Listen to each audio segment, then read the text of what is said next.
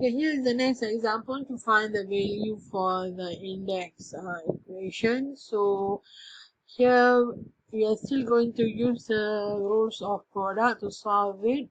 First of all, we change to the same base.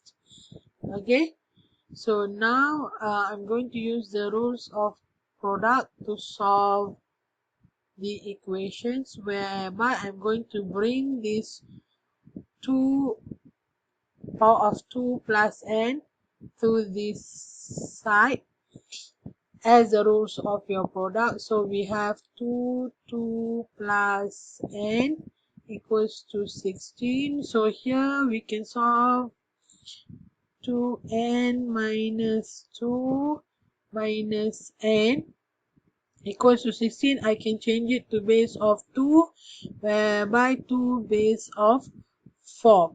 So now we have 9 and 2, we have 7, negative 2n, and this we have 3n equals to 4. Okay, then negative 3n equals to 4 minus 7. I have negative 3, negative 3n, so n equals to minus and minus, I have 1. Okay, so this is the solution for the question. 2 power of 9 minus 2n equals to 16 multiplied by 2 power of 2 plus n. Okay, so next let's see the next equation, whereby 3 power of 2n minus 1 multiply 27n minus 1 equals to 81. 3 divided by 3 power of n minus 2. So here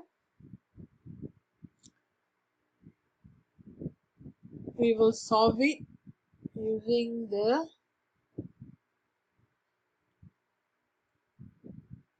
rules of index. So here I will get 3 2n minus 1. Here I can write it as 3 minus of power of 3 n minus 1. Here I can change it to 3 base of 4 divided by 3n minus 2.